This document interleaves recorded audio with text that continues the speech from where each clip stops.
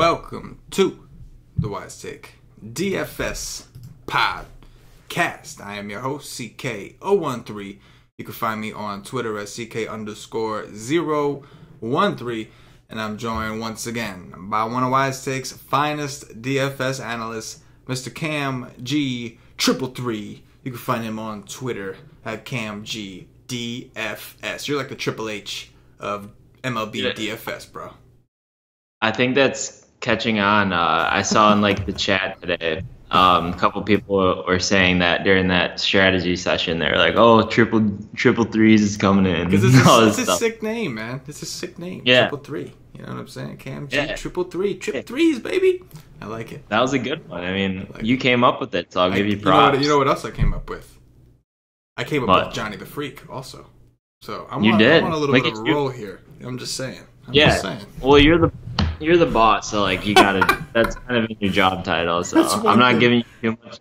I'm not giving you too much credit, but it is pretty good. It's part of the job description. Yeah, exactly. One thing I am not is definitely a boss. I can tell you that. I am at the mercy of everybody. No, I'm just kidding. But yeah, man, I'm gonna take credit for the names though for sure because I like them. They're catchy. I like it. They're marketable. Yeah. Johnny the Freak is just awesome. I mean, props to Johnny. He earned that nickname by calling out Pablo Sandoval that day. He kind of earned it. Yeah, it just kind of came to me because it was a freaky thing. He earned it. He did. He did earn it. And CamG333 is cool, but 333 is just dope. It's like that. You go from being a cool guy to being straight gangster. You know what I'm saying? Maybe I'll change my Twitter handle to CamG333 or something. Hey, maybe. I know the 333 was taken. That's why you had to go with DFS. So we'll see. Big things to go on. Yeah, exactly. Don't forget to give that guy a follow at CamG333 on Twitter. He always appreciates it. I'm sure he does. I'm sure he loves it. So. And when people come at him about DFS questions, I'm sure he just loves it. I'm sure. He has no fucking idea what's going on. He's all cricket over there overseas. All cricket. all day. Cricket all day. Cricket DFS is coming from CamG333 on Twitter. All right, man. We got a 14-game slate.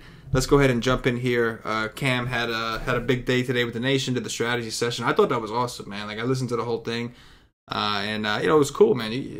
Honestly, I think the best thing about it, obviously, I talk to you all the time. We break down slates together behind the scenes all the time, all that good stuff. But it was nice for the Nation to kind of see. Don't get me wrong, not that you needed it. I think that as far as credibility, I think the Nation, the people who are subscribed to us already know, you've already proven yourself beyond. But I think that was just solidification of when Cam says something, man, okay, on a podcast, first look is one thing, but when Cam says something on his cheat sheets or Cam comes on the Y stream, he's prepared, man. He does a lot of work and he really digs in and goes in depth. So those of you that did get a chance to watch it earlier today, I thought it was cool, man. I thought it was cool to get that verification and really have you show everybody, how deep you really dig, Cam. Because Cam, you dig deep, bro. You really do, man. It's not just plate IQ. It's fan graphs. It's recency stats. It's last 14 days and everything, man. So props, man. I thought that was an awesome strategy session. It was a 6-game slate because the one game got canceled. So it was kind of perfect for you to kind of really go in and thoroughly dig in. So yeah, that was a really good side. So yeah, I thought it went well too. It did. I enjoyed doing it and everything. So I'll probably hop on there some other days as well. Give you guys a break and helps me too because it kind of keeps it entertaining to do it for people, knowing that they're watching, kind of have questions possibly. It's true. And even as weird as this is gonna sound corny, but you know how they say saying things out loud helps? Yeah. And it kind of does though. When you're talking about it's one thing you're reading those stats anyway, but it's different when you're kind of saying them out loud and hearing yourself say them and you're like, oh wow, I guess I should play this guy. It's just you know what I mean? Yeah, exactly. And you can't get lazy or complacent on anything because you have a bunch of people looking at you. You can't looking at you, depending on you, and if you say something wrong, they're gonna say, "What are you talking about?" Yeah, exactly. Exactly, man. All right, let's jump in here. First up, we got Patrick Corbin of those Arizona Diamondbacks visiting Ivan Nova of the Pittsburgh Pirates. Total here is 8. Pittsburgh plus 100 at home. 71 degrees, 75% humidity is the forecast, with 11-mile-per-hour winds projected to blow in from center. As of now, it is the night before, of course. Cam, first thoughts. What do you got? Has Nova been out of the rotation recently? I feel like I haven't seen him pitch. He's been back recently. He was on the DL for a long time, but he came back he's had a few starts already, I believe. Oh dang! I must have missed those days or just looked over him. But a lot of the times he wasn't on the main slate. He's been getting a lot of early slates. Yeah, I feel like he pitches during the day a lot for some reason. Yeah.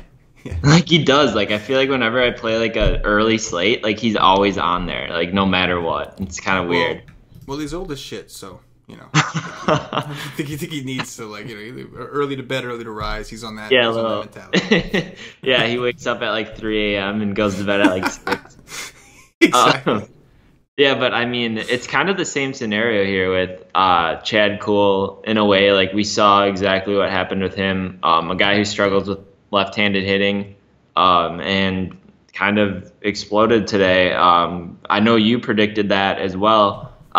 Their manager kind of screwed me on that one because they took Jake Lamb out of the lineup, which made me decrease the stack as a whole. I still had one-offs and everything, but the stack in general, I just kind of lost interest just because I really wanted Lamb, Peralta, and Goldie in there. But then once Lamb was out, I was like, oh, that kind of sucks for this whole lineup. But I think it's the same situation tomorrow.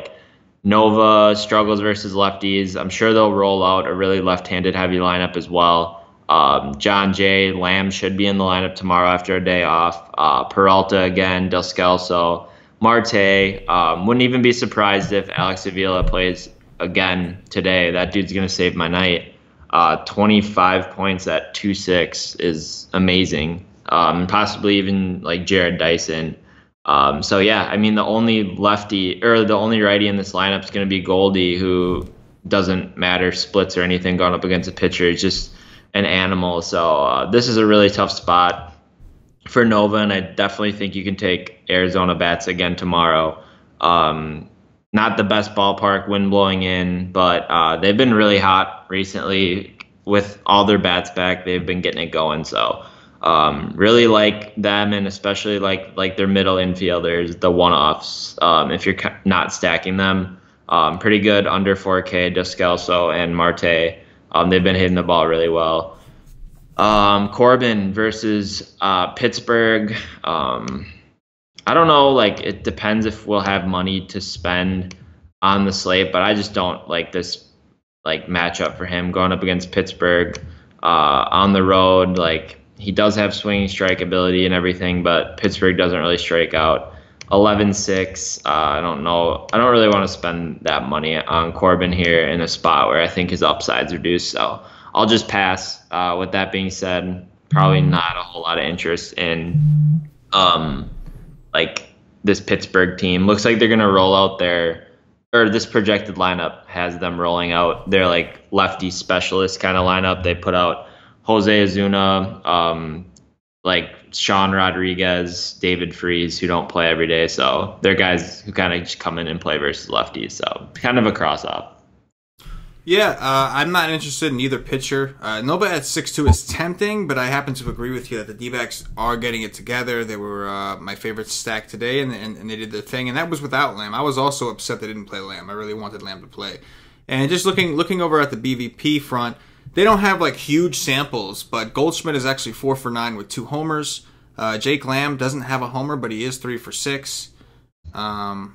So those are really the two guys that I think that initially everybody's eyes are going to go to from the Diamondbacks.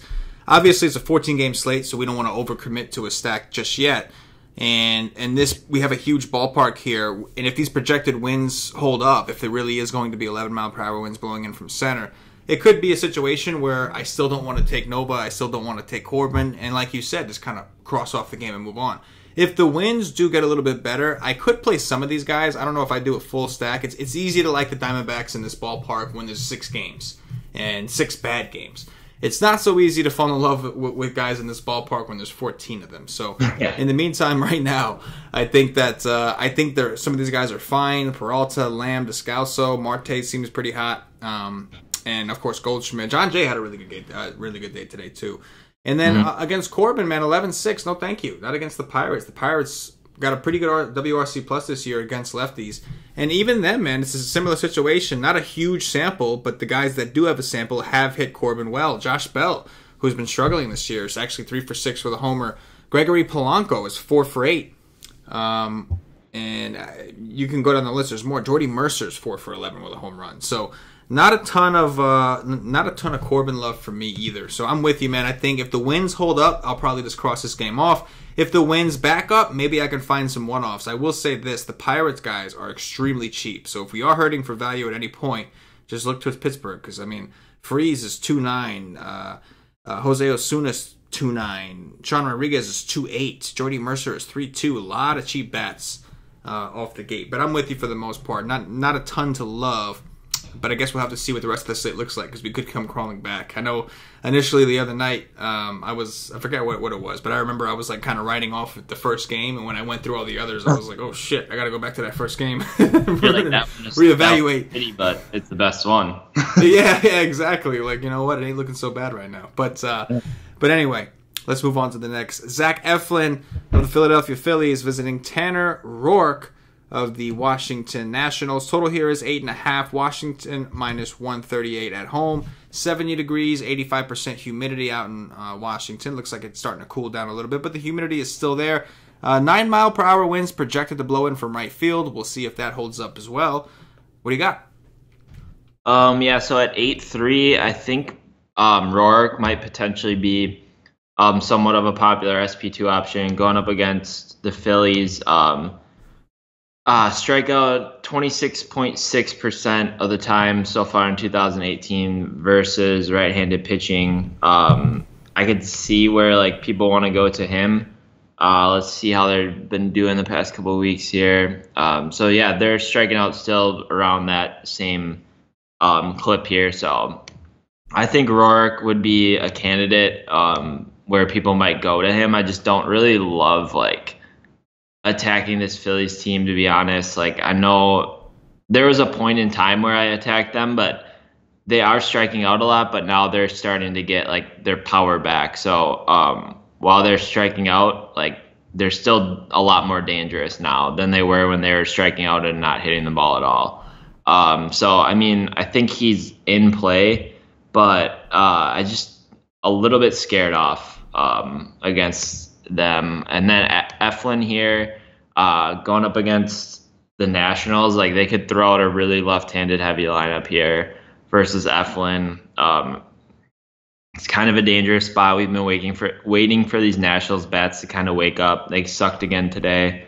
I think you can maybe try to play them here, get ahead of the curve. I'm sure a lot of people are going to be off them because just how bad they've been. I feel like they've been popular as well the past 3 or 4 days here, and they've kind of let everyone down.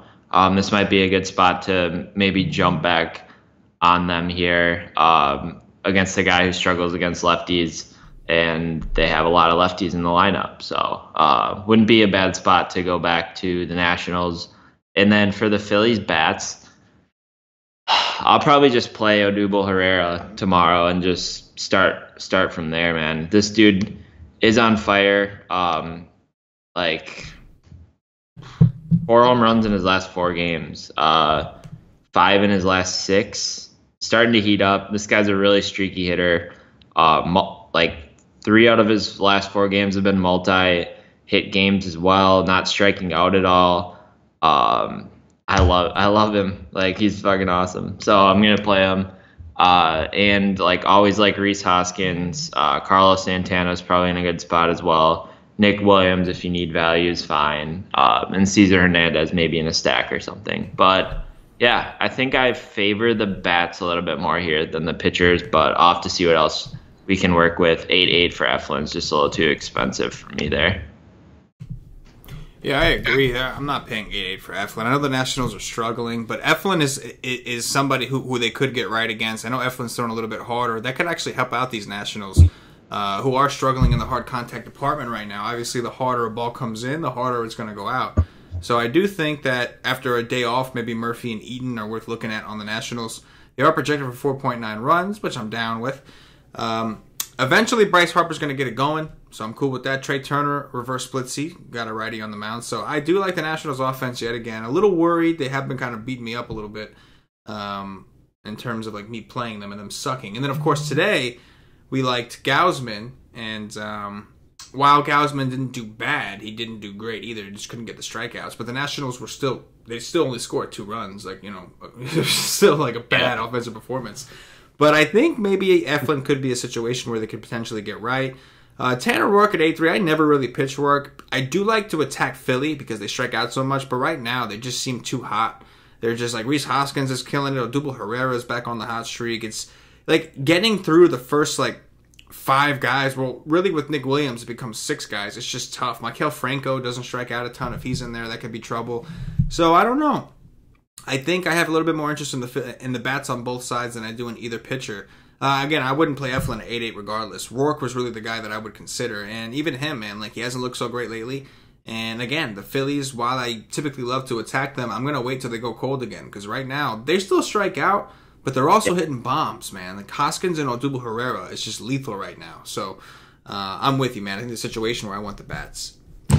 CC Sabathia and his 8-9 price tag. Wow, holy CC. Of the New York Yankees, visiting Ryan Stanek of the Tampa Bay Rays. We're at this again, of course.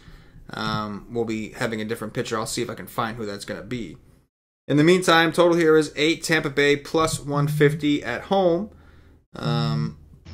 Obviously, this game will be played indoors. What do you got, Cam? Yeah, no way I'm paying 8-9 for CC. Just faced this Tampa Bay team too, so they've seen him 5 days ago.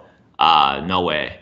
Stanek, this guy is going to open, maybe pitch 5-6 batters, come out. Do you know who's going to be the next guy? I'm trying to see if I can find it right now. I tried looking it up before the show and I couldn't find it. So, yeah, I don't really know right now. It's always that stupid scenario. I hate these guys. If it's what's his name, Yarbrough or whatever. I think I'll have interest in Stanton, Gleyber Torres, Andujar a little bit, and Tyler Austin if he plays. Maybe Gary Sanchez too, but he's expensive and has kind of been struggling. And then, yeah, I don't really know, man. It's tough if I don't know what the pitcher is, but no Tampa Bay bats for me on a 14-game slate. No CC at that price, and possibly the Yankees bats, depending on who we get as the guy who comes in. But it's probably going to be a bullpen game, and I say it all the time. It makes it difficult to kind of project hitters when you don't know the matchups that you're getting. I'm pretty sure it's going to be Yarbrough. The reason I say that is because I just pulled him up on DraftKings, and the last time he pitched was 6/16, which would be roughly 6 days ago. Well, 5 days from today, but 6 days would be tomorrow, which is Friday. So I'm pretty sure it's going to be him. And unfortunately for him, the last team that he faced was the Yankees as well. That was in Yankee Stadium, of course. But I'm pretty sure it's going to be Yarbrough. Okay. Yeah, then I would probably have interest in those guys that I mentioned. Sanchez, Tyler Austin, and Gleyber Torres, Andujar, and Stanton.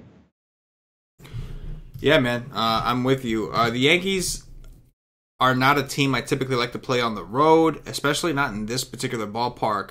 But the last time they saw Yarbrough, they beat him up. That wasn't Yankee Stadium, so I'll give Yarbrough a little bit of credit. Yarbrough is cheap, so I'll probably put him in my back pocket because I think him and Andres are the only two guys I really ever have interest in playing.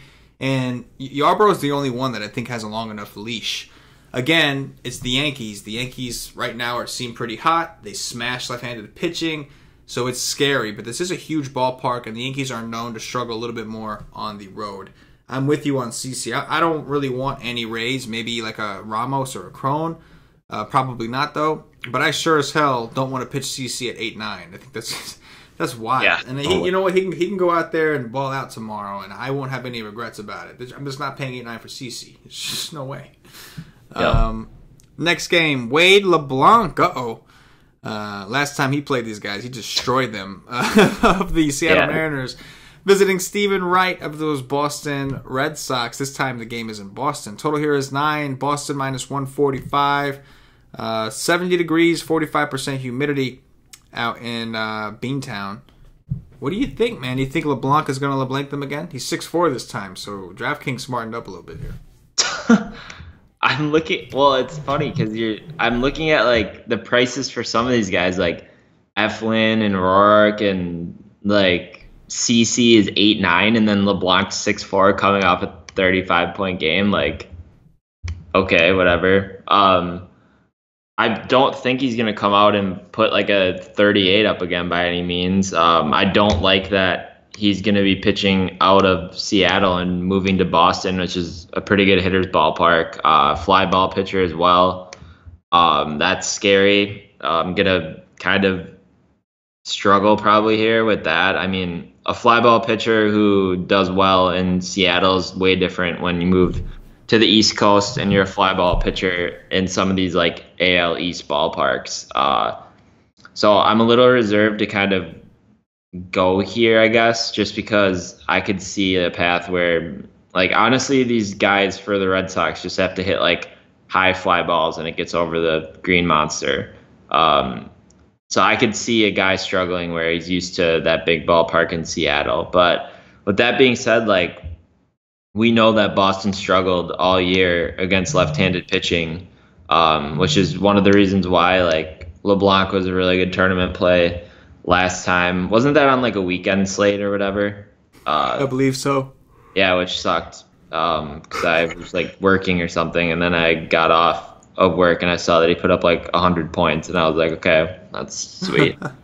29% strikeout percentage versus left-handed pitching.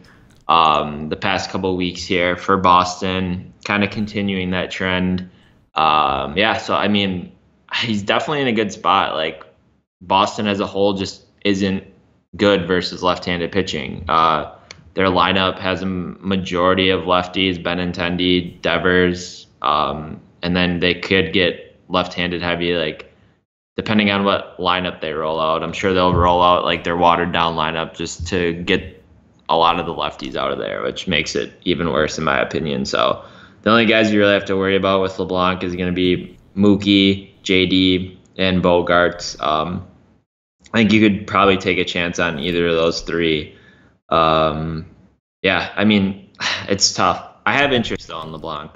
Stephen Wright, let me see how he's pitched. Yeah, I mean, he's been consistent. He's a guy like Suter.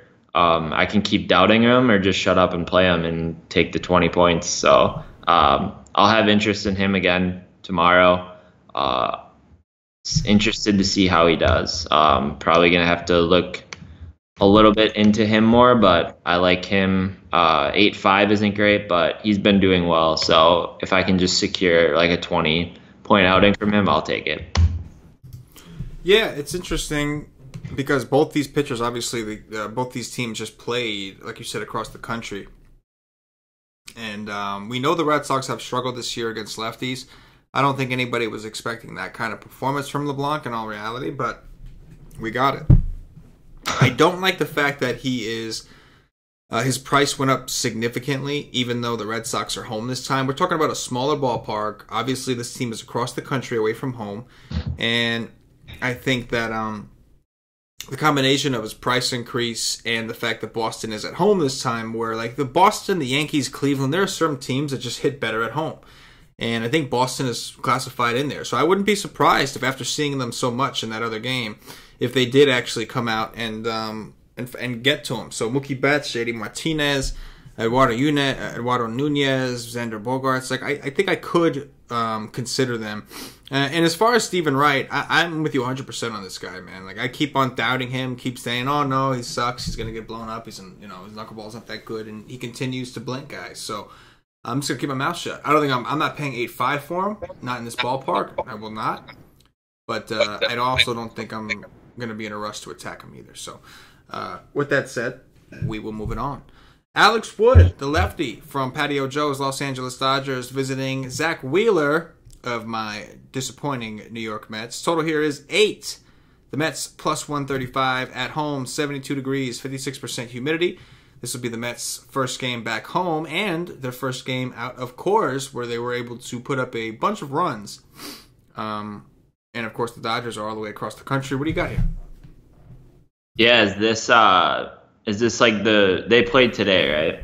So they'll they'll have the Coors hangover. Interesting. Yeah, I mean, don't like the ballpark. Don't like either of these pitchers really. Like the Dodgers bats, and I like the Mets the way they've been playing. But yeah, I mean, it's Coors hangover. I think, what is it, like 3 for 4 or something this year. I think the only time that it didn't work out was like when we pitched Barrios versus the Angels, I think. Oh God, yeah. Yeah. Like the one that I actually had the most confidence in, probably. Like it was like Stratton versus someone. And he got like a 46, and then Barrios put up like an 8. But yeah, I mean, if you're a hardcore believer in Coors hangover, then you sign up for Wood. This would be a great spot then, right? I mean, the Mets have been heating up, but I mean, just in general this year, they've struggled versus lefties. A lot of their guys like Nemo and Conforto are the two guys that I'm really worried about most in this lineup. They're both lefties, so that they're on the wrong end of the split platoon there. A little bit worried about Todd Frazier, Asdrubal Cabrera, Mesoraco, but going back home, Citi Field, pretty good pitcher's ballpark. I think Wood's in play. I'm just not a Wood guy, so I'm not going to pitch him. I just never do. I don't like the guy. And then Wheeler here, I like the Dodgers bats. I just don't like the ballpark, but definitely like Jock Peterson, Max Muncy, Kemp would be my 3 favorite for them, and then throw in a couple other dudes for a stack purpose. But those 3 would be the main dudes I'm targeting against Wheeler. Yeah, I think I'm with you. Wood at 9-1. Like, I would rather pay 9-1 for Wood against the Mets in Citi Field, a team that struggles against lefties, coming out of a potential Coors hangover here, than pay 8-9 for CC Sabathia or 8-5 for Stephen Wright. I would much rather pay the 9-1 for Wood. With that said, I'm not a big Wood guy either. I don't love Dodger pitchers in general. I think we're all on the same page with that because of their coach. But I do think, what's that? I thought you loved them. Like, yeah, I love it, especially when Maeda pitches. Just love it. But yeah, I think Wood is probably the first guy that we've seen that I could actually consider here. It's the Mets, Coors hangover or not, they're not good against lefties. They do have a couple guys back, like Todd Frazier, Wilmer Flores. Both of those guys were out for a while, and they are their better left-handed hitters. But all in all, it's aside from the Coors hangover, aside from everything else, it's a great ballpark for pitchers, and I think Wood is a decent pitcher. I don't think he's great, but I think he's decent. And when you look at Wood, like, he hasn't done so great lately, but he's had some tougher matchups. I mean, he had the Padres, and that was just him sucking. He gave up 5 earned runs to the Padres, but he did strike out 7 of them. Then he had Colorado in Coors. Then he had Atlanta, who's very tough to strike out. And then he had the Giants, who, the current Giants, the modern-day Giants, are hard to strike out. Maybe earlier in the season it was great to attack them. You can get strikeouts, but lately they haven't been that way. Ask Tyson Ross. He's struggling to strike those guys out right now. So I do think this is one of the better matchups that Wood is going to see that he's had in a while. I mean, the last good game he had was against Washington, another situation, another team that kind of struggles against lefties. So I do expect Wood to do pretty well here against the Mets in Citi Field. And as far as Wheeler, 6'9" is a little bit too expensive to attack a team that doesn't really strike out. I know they're all the way across the country, but they have so many good left-handed bats. That's where Wheeler's weakness is. So I do think you could take a couple of these Dodgers. Max Muncy is unbelievable right now. Justin Turner, revenge, maybe. He used to be on the Mets. I always thought he was the perfect Met, too, because he had orange hair. So when he wore the blue uniform, he just looked like a Met. You know what I'm saying? He just looked like a straight-up Met. But I think you can look at some of these Dodgers. He could have been the mascot, bro. He could have been the mascot and the star player. He could have had both. He could have had it all. Yeah, he fucked up. He did. He messed up. Messed up. Even when he's in a Dodger uniform, he kind of still looks like a Met because he's got the blue still, but then he's got the orange coming out of his head. You know what I mean? Oh, my God. Jose Quintana, the lefty from the Chicago Cubs, visiting. Luis Castillo, former love child of the Wise Take Nation. This year, not so much. Total in this game currently sitting at 9. Cincinnati plus 115 at home. 75 degrees, 76% humidity. Unfortunately, looks like 46% chance of precipitation. So there is a possibility that we're going to have some weather to monitor here. In the meantime, assuming this game does play, what do you think? Yeah, I mean, looking at this, I have interest in Quintana here at 8-6. I'm not really a Quintana guy. I think I pitched him his last couple times out, though. It's just kind of weird. But looking at this matchup against the Reds, they're a really left-handed dominant team. A lot of their power and everything's produced from the left side. Joey Votto, Scooter Gennett. I prefer when Barnhart's batting left-handed. Winker's in the lineup versus left-handed. So the two guys that I'm gonna have to worry about here are obviously like Eugenio Suarez and Adam Duvall. Quintana's given up 40% hard contact versus righties. Really small ballpark, but against lefties, I have him like really elite, 27% K percentage, xFIP well under 3. So I mean, I like him in this spot. I'll say I like him in this spot depending on what lineup Cincinnati rolls out. If it's kind of mixed lefty righty, I won't like him as much. But I think he has potential to have a good outing here. Don't love like the scenario or anything, but if the lineup's right, I think I could pull the trigger on him here. Castillo at 5'8" is also interesting. Man, he's just so hard to like figure out. It seems like he cruises through games and then like it comes like there's like some weird stat when I'm watching him pitch. Like I believe he's like really good like his first like 2 times around the lineup, and then like the third time around the lineup he just gets like shelled, I believe. When I was watching the game, they were talking about it, and then he gave up like 2 home runs right after they say that. Let's see here. Has a 14% swinging strike rate this year. We know like we saw a strikeout potential last year especially, and he's even flashed it in some games this year. I mean, he struck out 10 guys versus St. Louis his last or 2 outings ago. It's just those damn home runs. Like it's so hard to pull the trigger on the guy just because of that reason. But yeah, it's tough. Maybe it's a scenario where like you just play Castillo and like play a Chicago stack in like the same tournament opposite of one another. Cause I mean, I could see a scenario where either Castillo K's like 10 and the Cubs suck, or vice versa. We saw this Cubs team just kind of get handled by Matt Harvey. And I think Castillo is way better than Harvey. And if we can get an outing again with Castillo not giving up a home run, which I mean, or even just like 1 or 2 solo home runs and EK's 10, like that would be great. So yeah, I mean, fire up both sides of this matchup, the lefties especially, but I think like a Bryant is fine as well. Yeah, interesting. Too.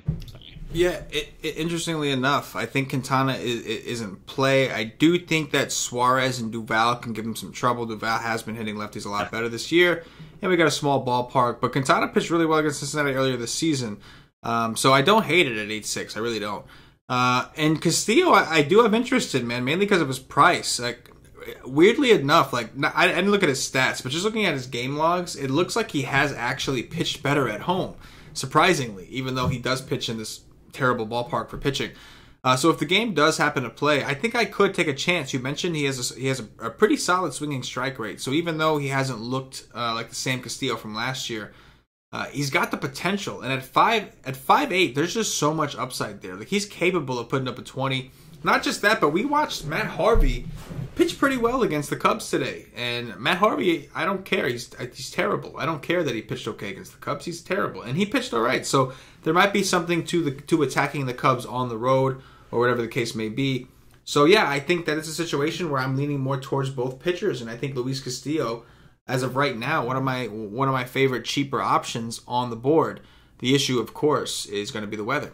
If we can do it or not, we'll have to check in on that tomorrow. Mike Fiers, like kind of like a play too, where if he's going to be really highly owned, I'll probably stay away from him for the most part. But I don't know. Yeah, I think honestly, like he could have like 25, 30 point upside as well. Like if everything goes right for him at 5'8", which is insane. Can't say that for like really any of these other guys, even under like 8K. Agreed. Next up, we've got Mike Fiers of the Detroit Tigers visiting Shane Bieber, the believer of the Cleveland Indians. Total here is 9.5. Cleveland minus 200 at home, 72 degrees, 74% humidity. And as of right now, I'm seeing projected winds of 15 miles per hour blowing out to left field. We'll see if that holds up by the time we wake up tomorrow. What do you think? Yeah, I mean, so Fiers is a guy like I think everyone's been attacking, and for the most part, he's kind of been trolling everyone. Like, hasn't given up a whole lot his past couple outings here. The Indians are in a great spot. Like, they're at home versus a righty, wind blowing out, pretty good hitting conditions against a guy who gives up fly balls and hard contact. So definitely, I think you can fire them up. I'm sure there's probably BVP involved as well. This team's probably seen Fiers a bunch, I would imagine. So I would have to look at that as well. But I definitely think you can fire up a lot of these Indians bats: Lindor, Brantley, Jose Ramirez, E5, Yonder Alonso, and then like could probably skip one of those guys and get some of the value in as well. Yan Gomes has been really hot. Chisenhall, if he's back, Kipnis as well. I think 1 through 8 are all in play. I probably wouldn't play Raji Davis unless if you really need the salary saving. Bieber here against the Tigers. I think I think this is the guy that's like a pretty big home run per 9 dude. Let's look. Yeah, so he gives up a lot of damage on a very small sample so far this year to lefties, but like 60% hard contact. So yeah, I was kind of thinking you could take bats here against him. And with the conditions and everything, I think that's in play. Decent hitters ballpark, progressive field. So the usuals for Detroit whenever I take guys: Candelario, Martin, Castellanos, maybe a Nico Goodrum as well, 3-6 at second base. You know, I can't believe I'm saying this, but so far this season particularly, Fiers has dominated the Indians twice. He played them twice already. Once at home. Oh, no, I'm sorry. Both games were in Detroit. So he played them twice in Detroit, May 14th, June 9th. Put up a 23 the first time and a 26 the second time. The second time went 7 innings with 8 strikeouts. It's just a crazy world we live in, where Mike Fiers is all of a sudden dominating the Indians. However, I think the key to that is that the Indians were on the road, right? Like they have like severe home and road splits. Of all the teams, they're probably the biggest home and road team. Of the Yankees, the Red Sox, all those powerhouses that do better at home, they've got to be the poster child for that. So I do think I could go back to the Indians, and looking at their prices, like we have cores on the slate. We have Yin Chen against the Rockies, and all those guys are ridiculously priced. And the Indians' prices, at least for like Ramirez and Lindor, are comparable. So I do think that like they could come in pretty low owned here, even though they're at home against Fiers in Cleveland, because of how expensive the cores guys are. So yeah, I think I do like the Indian stack, especially if I get the feeling they're going to be lower owned with these hitting environment and finally being able to hit at home. And I think that as far as Shane Bieber, I know that the Reds were able to a couple of Reds pitchers had some pretty good games against Detroit. Number one, they kind of lost the DH. They did lose the DH, and which meant they lost VMart. And while I don't think VMart is a great hitter anymore, he has like a 9% strikeout rate. That dude just doesn't strike out. So I do think he makes a difference in terms of targeting, because the rest of these Tigers don't strike out a ton. It's really like they took out VMart and put in a guy that strikes out like 30% of the time. That was like a big difference that we saw. Plus, you got to factor in now their pitcher had to hit. So it was really like it was a pretty big swing in strikeouts. When they're in the AL, I still don't think they strike out enough. And 8.7 for Bieber just seems like too much, especially with this hitting environment. So I think Leonis Martin, Jaime Candelario, Castellanos, and Goodrum are all in play as well. Dude, you just brought up Coors. I didn't even know it was on the slate until we were scrolling down, and then you throw in that Wang Ying Chen is pitching in Coors. Like what? Bombshells. What are we doing? We should just go to that game and then just be done with the podcast. We are going to need to find some super cheap pitchers that we like. And it's a Luis Castillo just got a lot better, right? Like, yeah, a whole lot better. Castillo, Rockies, and someone else that we can play with him, and some then other cheap dude, and just call it a day. Like and literally, then we eat. But if I play Coors, they'll score like 2 runs. That's just of course. I faded, hit back home runs. Of course, that's how it works.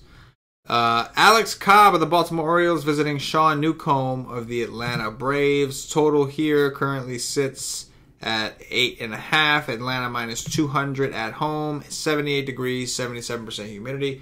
Another great day for hitting in Atlanta, although despite the good ballpark, despite the good hitting environment, we haven't seen a ton of runs coming out of this ballpark as of late. What do you think? Yeah, definitely you can play Atlanta bats versus Cobb. Definitely solid plays here. It's Freddie Freeman, Albies, Markakis, Tyler Flowers I like a lot. And I feel like some of these value guys have been hot as well. Kluberson is oddly hot, as hot as he can be. And Johan Camargo as well. So I think there's nice value sprinkled in with some expensive bats in this Brave stack, which makes it a little more appealing, right? Like you can play Freeman at 5.6, Albies at 4.9, Markakis if you want, but then you also have like a Flowers at 3.4, Kluberson at 3.1, and Camargo at 3.3, which is nice. So little mix of prices there. Going up against Cobb, really high whip guy.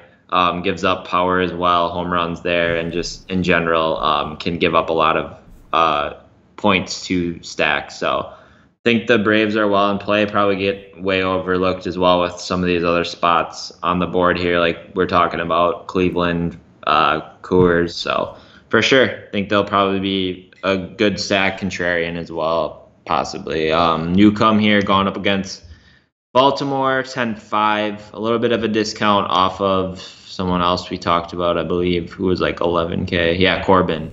I would favor Newcomb here over Corbin 100%. It's just a better spot for him. But Baltimore is just like, I don't know what it is, but they just haven't been like am I crazy, or have they not been as bad as they have been like the past couple of weeks? I feel like they haven't. They put up the Scherzer didn't get the win over them. Yeah, so I mean, like, I would favor taking Coors bats than paying up at pitching tomorrow and playing like Newcomb, right? I don't know. Like I doubt I play any of these Orioles bats, but a couple of these guys have been popping the ball out of the ballpark. I think you could take like Trumbo maybe, and like Machado's always in play versus a lefty, but he's been struggling. So I would take those 2 bats for the Orioles. I think Newcomb's okay, but I'd favor and prioritize paying up for bats tomorrow than go the route and paying up for pitching. And I have to pee really quick, so I'll be right back. All right, fair enough. Yeah, I think the Atlanta bats, like Cam said, are definitely in play. I think that's, without question, Atlanta in this ballpark at home against Cobb, definitely attractive. The question is what to do with Newcomb. And at 10.5, I have to agree with Cam. I think that I would rather try to pay down and fit in, even if it's not Coors, fit in the expensive bats. Because even looking at the Braves, like Ozzie Albies is 4.9. Freddie Freeman is 5.6. Like even Markakis is 4.3. So I would definitely lean towards trying to pay down or save money at least at pitcher and being able to load up on the bats.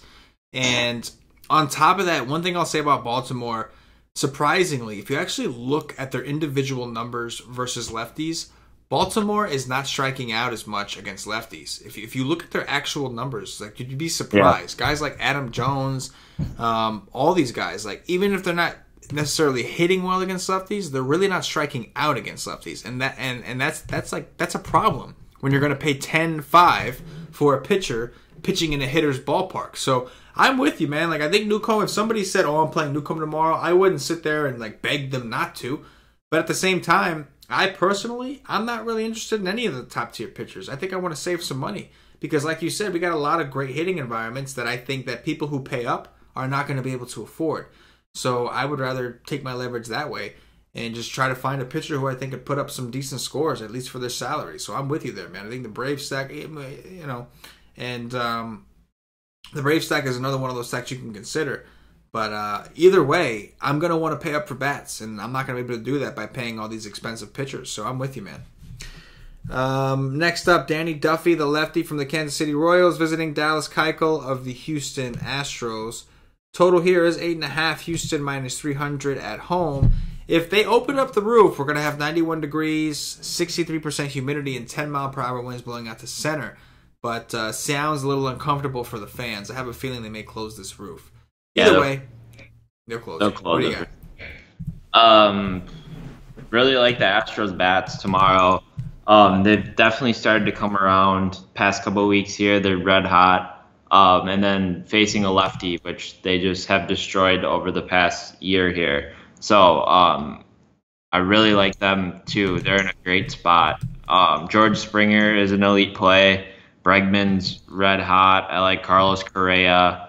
And then like Gaddis and Marwin Gonzalez has been hitting the ball well. And Max Stassi this year versus lefties has been amazing. So I like those guys a lot. I feel like Altuve has like, hold on, I have to look at something. But yeah, I like the Astros a lot. No way I'm pitching Duffy.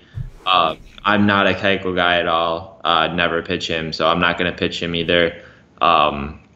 Maybe take like a bat for the Royals here if you're trying to pick off a home run, but I wouldn't prioritize any of these bats either.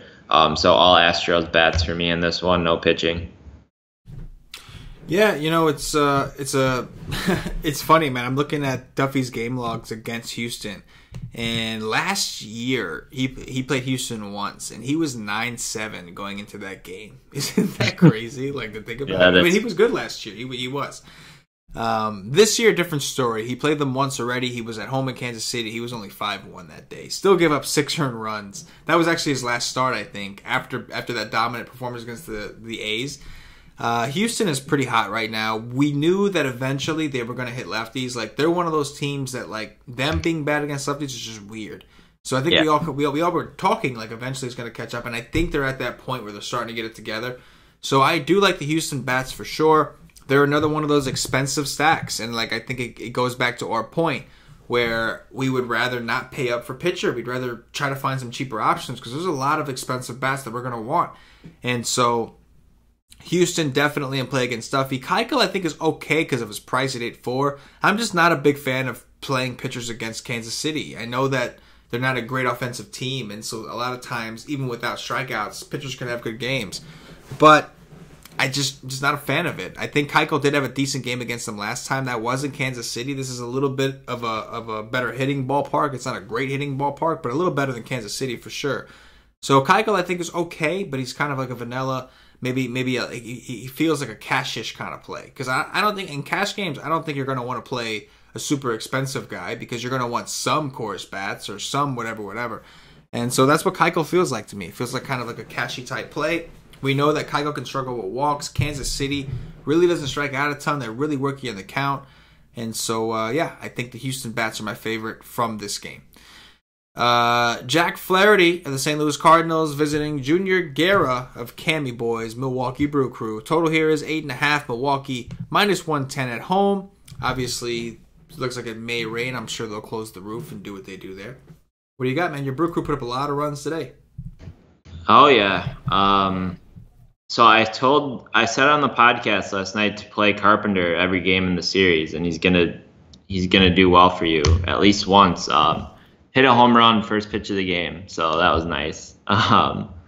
Looking at Guerra here, I kind of like him in this spot. Like, he's been pretty good so far this year. I don't know why though. Like, or maybe I'm thinking of Chastain. Hold on a sec. I have to look at it. I get these two mixed up all the time. Sorry. They're like the same guys in my brain. Yeah, no way I'm playing Guerra. Sorry. He's been good, but there's going to be regression for him. If you look at all of his stuff, 40% hard contact, like throughout each handedness, 43% versus righties, 39% versus lefties, fly balls over 40%. Like, pretty crazy here. So I think like the Cardinals bats are well in play versus him.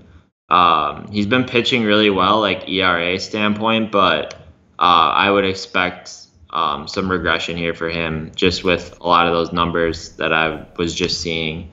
On the other hand, like, I like Flaherty in this spot, but he's just too expensive for me again. And just like factoring in the ballpark and some of the power that the Brewers have, I just don't think I can pull the trigger, but I wouldn't be surprised if he has like a 25-point outing. And play Carpenter, for sure. And play Carpenter. Yes, this time he's got a righty on there, so maybe he gets one a little earlier. Yeah, Flaherty is 9.8. I like this Flaherty kid, but your Brew Crew, man, they really haven't been striking out as much this year. Guys like Lorenzo Cain, Yelich, like, these are guys that have helped to lower the strikeout rates. Travis Shaw, another one who's having a great year. Just with that being said, Cain left the game with a hamstring, so he might... that's right. That's a good point. He did leave the game with a hamstring after he managed to swipe a few bases and knock me down a little bit from the leaderboards. Too bad he couldn't have pulled the hamstring before that stolen base, but it is what it is. But that is a really good point. I think Flaherty is an option. I just don't like the 9.8 price tag. It's a little too expensive. This is a small ballpark. The Brewers, say what you will, they have a lot of power. Eric Thames, Yelich, Travis Shaw, even VR is capable. He was incapable today, but he is capable of putting it deep. You got Ryan Braun, who could return. I know he missed today. He's got a Q-Tech. He could be back. I don't know. I mean, if they're of all the expensive guys, I think Flaherty, in my opinion, is the guy with the best actual strikeout stuff. But the problem is, man, I really just don't love pitching guys against the Brewers, at least not in this ballpark. I feel like we don't talk about it either a lot, but like, Flaherty's a guy where if you watch him pitch, like, he's a gamer. Like, he battles too. Like, if he doesn't have his stuff, like, he'll still battle through the game and not get like shit on. Like, that's important to me too when I'm like paying up for a pitcher. Like, I was watching that game against the Cubs. Like, he didn't really have his good stuff, but like, the bases would be loaded or guys on like second and third, and he'd just find a way to like not give up a run. Like, that's always important for me too. There's just certain guys like that that I like. Yeah. No, absolutely, man. It makes a big difference. Like, if you're going to pay that money and he doesn't have his good stuff, you want to see the guy at least fighting. You want to see him at least fighting for you. And so, like, when you're trying to scrape away a min. Yeah, exactly. When you're sweating the min cash, So yeah, I think for that reason, like, I think Flaherty's acceptable, but I do find it fishy that he's an underdog to Junior Guerra. I think I prefer the bats in this game, both sides. St. Louis, guys like Jose Martinez, who was hot. Ozuna's been pretty hot as of late. As you said, Matt Carpenter just likes to hit against your Brewers. So I do think this is a situation where I do prefer the bats. Again, I think Flaherty is acceptable, but we just talked about how we kind of want to play the cheaper pitchers and load up on cores, and Flaherty doesn't really fit that criteria. But I do think he's acceptable. Sorry, we'll just take a pause here, but have you seen any of Twitter today for the NBA draft? No, I've been staying away from that. Adrian Wojnarowski is like tweeting out who's gonna get picked like a couple minutes before like the pick actually shows up on ESPN and stuff. And this guy just tweeted, Pierce Simpson on Twitter just tweeted, Woj will tweet about your divorce before you even hear about it. 'Cause, like, he's just like tweeting he's just tweeting all these pics before they even come out. I just like thought that was funny. Yeah, kind of douchey, but in a funny way. I know. Next up, Mike Minor, the lefty from the Texas Rangers, visiting Fernando Romero of the Minnesota Twins. Total in this game sits at 9, Minnesota minus 120. 79 degrees, 50% humidity. Not a bad day for hitting out in Minnesota. What do you got? Yeah, Minnesota's been a team, too, that's been struggling versus lefties so far this year. So I think I'm going to stay away from them here. I think you could maybe take a couple of bats. Like you could consider like a Dozier or Max Kepler has actually been hitting lefties pretty decent this year. I think like 5 of his 8 home runs are actually versus lefties. So those two are fine, but I think just like a 4-7 run total here is just too high. Going up against Mike Minor, who I think's decent, and just like the way that the Twins have been versus lefties just makes me want to kind of cross them out at 5-4. Maybe you can make a case for even pitching Minor if you need the salary relief there. You could go like double punt at pitcher and just pay up for all your bats. And then Fernando Romero here going up against Texas.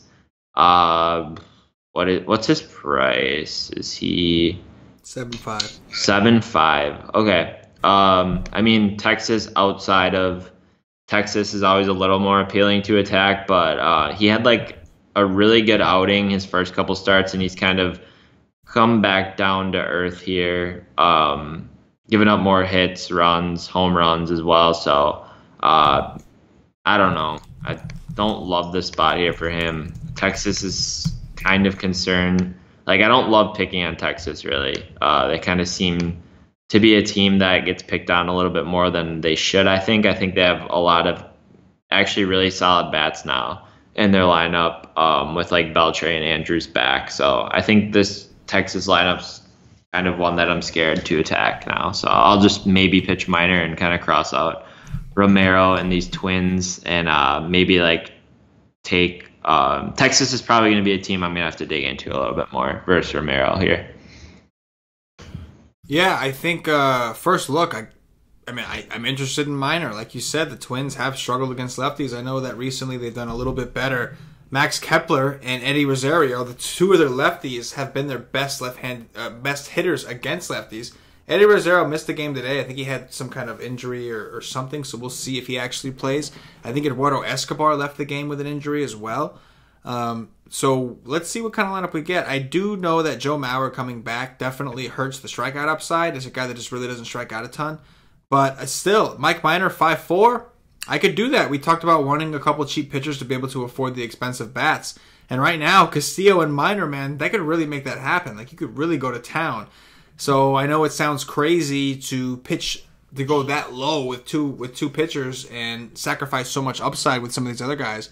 But I'm not in love with any of the expensive options. So I could see myself doing something like that. Fernando Romero has been a little disappointing after his first couple good games. I think the Texas Rangers are a little too hot. This is still a good hitting environment. So I do like the Rangers stack. I think that they're a little cheaper aside from like Sin-Soo Choo. So if you were looking to pay up for a pitcher, I think the Rangers would be where I would start. Like if I was looking to play a Flaherty or to play a Newcomb and something like that, I think that the Rangers would be a team that I would like to get some exposure to help me afford those guys. So we'll see. I think tomorrow I might try to do a build where I do pay down the like double punt pitcher, load up on bats, and another build where I take an expensive pitcher, pick one of them, and maybe roll out some Rangers here. But I do think the Rangers are in play for sure. Here we go, Cam. Wei-Yin Chen, the lefty from the Miami Marlins, visiting John Gray of those Colorado Rockies. Total here is 11.5. Colorado minus 205 at home. 80 degrees, 21% humidity. And Coors have been going bonkers this year. What do you got here, man? Arenado's hit a home run in 3 straight games, I think. Yeah. I mean, there's really not much to do, but just play the bats here. Wei-Yin Chen, like, you can definitely just attack him. Lefty going into Coors, a bad lefty. Like, there's really not much else to say. Wang Chen's good outings are at home in Miami's big ballpark, and now he moves to by far the worst hitter or pitcher's ballpark. He has an 8.88 ERA on the road, 2.53 ERA at home. He's probably going to just get blown up tomorrow. So just take the bats. LeMahieu, Arenado, Story, and Desmond for sure would be the four that I would plug in there. I think the four-man's definitely solid. I find myself sometimes forcing in like that fifth Coors bat when I don't really need to. I know Iannetta is like historically good versus lefties or whatever, but he hasn't been good versus lefties this year. So I'm okay with that fade, but Arenado's really hot. Story's been hitting the ball really hard. The guy that I think I really have to decide if I would play or not would be Blackman, lefty on lefty. I think he's fine. He's starting to get going a little bit, 14-14 and 17 in his last couple games here against Wang Chen, who gives it up to both sides. So I think he would be the fifth guy outside of the four righties for Coors and John Gray versus the Marlins. It seems like a spot where if you pitch John Gray, you're going to be upset that you pitch John Gray after he starts throwing like a couple innings, because the Marlins just are that kind of team. 7-7, Gray's statistics and everything that I look at always check out, but for some reason he's just very inconsistent and has very high up and down games. We talk about it all the time, but Miami kind of lowers a pitcher's strikeout upside, and Gray's just been giving up just a healthy amount of runs each start. So when you take away the K potential to kind of make up for his earned runs, like I'm not going to like Gray tomorrow. So don't know how popular these bats will be for Miami, but I think you could take a couple bats as well and be fine with it. Definitely get a huge ballpark boost. So I wouldn't hate like Boer, Real Muto, Brian Anderson, and then maybe even like a Dietrich or a Lewis Brinson. He hits the ball hard all the time. So yeah. Yeah, before I talk about Coors, I am watching Madison Bumgarner destroy the Padres, and I hope nobody is like gonna overreact to Mad Bum, because this strike zone is ridiculous, dude. Like this umpire has the craziest strike zone I've ever seen in my life. Like outside, low, inside, doesn't matter. If it's anywhere near the player, it's a strike. It's like, it's insane. Like anywhere, like he just walked a guy because he threw a pitch that was 3 feet outside, and he finally called it a ball. So just real quick, like don't overreact. I'm not quite sure Mad Bum. I'm not a Mad Bum hater. I do like Mad Bum, but I'm not sure that he's back all the way. I think that he's getting a lot of help from this umpire, and you don't need that much help against the Padres as is. But anyway, with that said, what's not to like about the Rockies? Wang Chen, like you said, fly ball pitcher. It's Coors. They've been red hot anyway. Super expensive. So if you're trying to do the pay down at pitcher thing, like the Rockies are one of those teams, you can certainly try to jam in there. I agree that I think you only need a few of them, like Desmond, Story, Arenado, maybe LeMahieu, and then, of course, the wild card could be Blackman, who is, while it's lefty on lefty, if the stack does well, you don't expect the lefty to stay in there. And aside from that, Blackman is a good hitter and can hit lefties. The question is, I think, is he out of his cold slump? Because he was on a cold slump. And then I'm not interested in pitching John Gray either. I don't like pitching guys against the Marlins. Anyway, I certainly don't want to do it in Coors. So I agree. John Gray, you look at his advanced metrics, and it's like, wow, man, he must be doing great. And you look at his results, and you're like, no, he's not.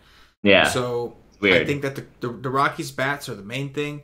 I think you can play some of the Miami guys against him, like Justin Bour at 4-2. He's got to be crazy popular. I would imagine he's got to be popular tomorrow.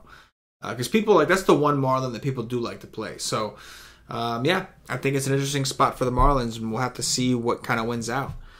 2 games left, baby. Marco Estrada of the Toronto Blue Jays visiting Andrew Heaney of the Los Angeles Angels. Total here is 8.5. The Angels minus 130 at home, 75 degrees, 54% humidity. Seems like it's kind of warm for LA.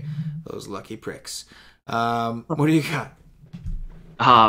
Yeah, I think you can definitely play Angels bats tomorrow here. Going up against Estrada, I would maybe take like a flyer on Estrada if he was like 5K, but 7.2 is just too much for me. So yeah, I like a lot of these bats for the Angels. Upton, Trout, Pujols, Valbuena, Kinsler, Cole Calhoun has been heating up since he's got back. So I like those bats. I think you can definitely take the Angels tomorrow. Heaney versus Toronto. What's his price? 8.8. Nah, I'll pass. A little bit too much for me in this matchup against Toronto.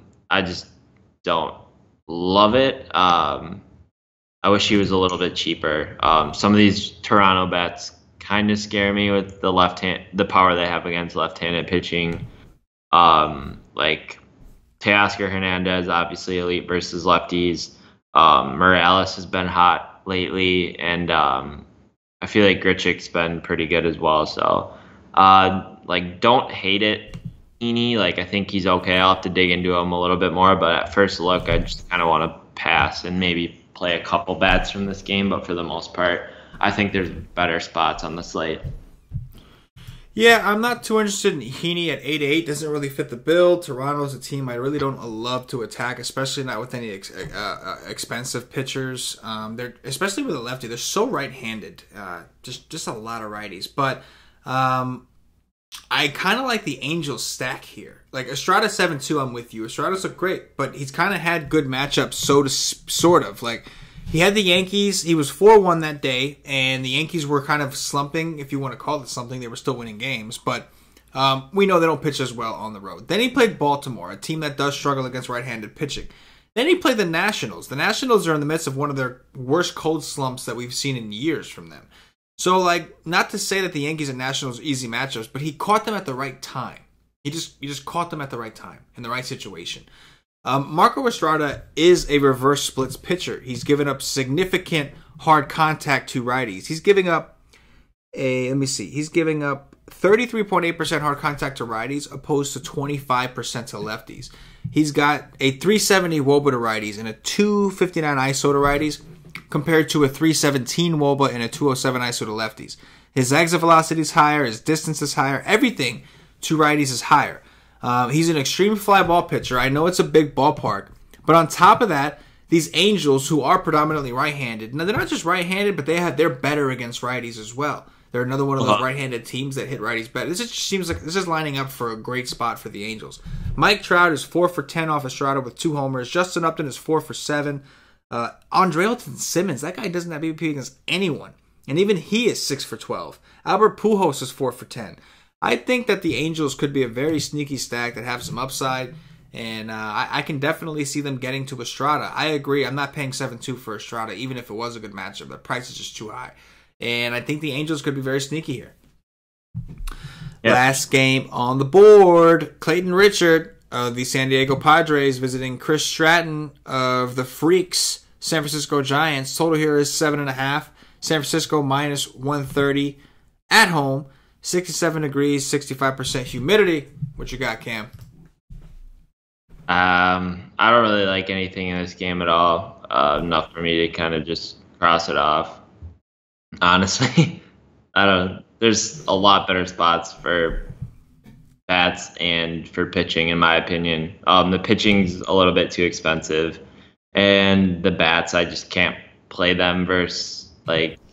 I can't really play Padres on a 15-game slate, and I can't play Giants against Clayton Richards. And maybe you could make a case to play Richards, but I don't see a whole lot of upside really in him. So I'm just gonna pass, honestly.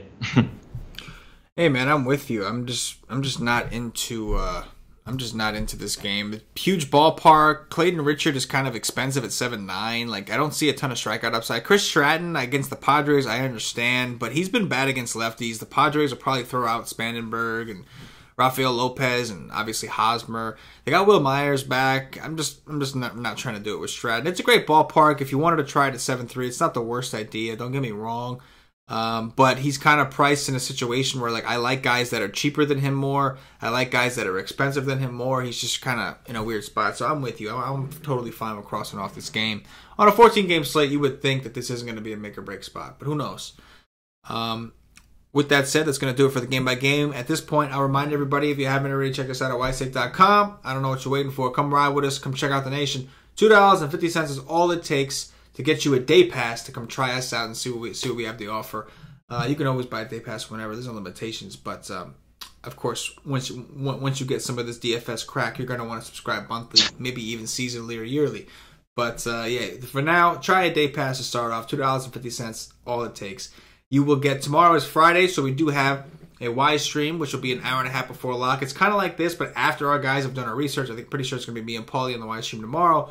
Again, after we've done our research, you will get Cam's cheat sheets. You will get the expert poll, where a bunch of our analysts actually answer 8 key questions, including who their favorite cash game pitcher is, tournament pitcher is, stacks, all that kind of stuff. 8 key questions on the slate to kind of give you everybody's opinion in one article. It's an awesome, awesome thing. I look forward to doing it myself. I look forward to seeing what the team is on, so to speak, and picking everybody's brain. You'll also get a GPP article. You'll get a cash game article. And, of course, at around 1:30 p.m. Eastern, you'll get another strategy session. I believe I'm doing the strategy session tomorrow, so I'll kind of share my screen. There'll be a chat. You have to be subscribed. You have to at least have a membership. And we'll go through. I'll answer your questions, and we'll actually go game by game, looking at all the numbers. Again, you'll have visuals to look at. You'll be able to follow along and see the numbers for yourself and interpret them the way you want to interpret them. You get my interpretation, but you can also make your own. And again, it's basically like we're doing the research with you. So a lot of great content. Tomorrow is a great day to come check us out. Every day is a great day to check us out, but Fridays at these massive slates are typically good to get a little extra help. So come rock with us. We also have a chat feature where all the Wise Take Nation members go in and kind of try to take over the DFS world together, break things down. It's just a great thing. We're a DFS community. We're here to make you a better player. We're here to help you win some money. And this way you'll keep playing. Because if you don't win money, you're not going to keep playing. And then this industry may not be here. And we don't want that. So come rock with us. See what we have to offer. With that said, Cam, time for some top threes. Who are your top 3 pitchers tomorrow? Castillo, I guess. I like Flaherty a little bit. And Mike Minor, I guess. Very raw right now. I don't have anything narrowed down for the most part. I'm biased because I already have in my head that I want to load up on bats. So I like Castillo. We have weather, so I'm hoping that goes away. I like Mike Minor as well. And then I think I'm with you. I think I'd have to go with Flaherty. Of all the expensive guys, he's probably the one that's the most appealing to me as of right now. Maybe Alex Wood. Flaherty or Alex Wood, one of those guys. But I really don't like Dodger pitchers. But I will say at 9-1 he's cheaper. The Mets are spat against lefties. They got the course hangover, so maybe him. Top 3 stacks, Cam. CK rage tweets tomorrow, and Alex Wood gets pulled for a blister in the second inning. Oh, there'll be rage tweets. You know it. I've been good with that this year. I've been all over the rage. What did you say, stacks? Yeah. Rockies for sure, number 1. Let me scroll here. Rockies, I like the Astros a lot. And then kind of like a contrarian one. I like the Cardinals. There you go. I'm going to go with the Rockies and Astros. I think they're by far the best 2 on paper. And then my contrarian stack's going to be the Angels against Estrada. Time for some Dong Watch. Who's your first pick? Matt Carpenter. Give me some Mike Trout. George Springer. I'll take some Upton. Damn, we were going rapid fire there, and then you went a little too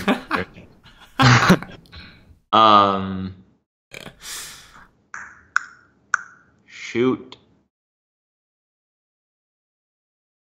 There's going to be a home run for the Cubs tomorrow. Just give me Schwarber or something. I don't like it, though. I will go with Jose Altuve, and that will do it for the Wise Take DFS podcast for Friday, June 22nd, 2018. If you're watching on YouTube, please click that thumbs up, that like button, subscribe to the channel. If you are watching on Facebook, please give us a like and a share to support the Wise Take Nation. If you're watching us on Twitch or Twitter, give us a follow, maybe a retweet, that'd be nice. And of course, if you're listening to us on Podbean or iTunes, give us some 5-star reviews. All these things really help us out. They allow us to continue to do what we do and provide these free shows for you on a nightly basis. So whatever platform you use, if you're watching the show, listening to the show, all we ask is you to show a little bit of support, a little bit of love, and do what you do. Cam, anything in closing before we get up out of here? Not much. Huge slate here tomorrow, so should be fun. Like, the big slates always are interesting because there's just a lot of chaos going on. But always fun to play, but hard to narrow everything down. So it'll be a good day tomorrow. It'll be a good day. Every day with the Wise Take Nation is a good day. For CamG333, for myself, the entire Wise Take Nation, as always, good luck. Yeah.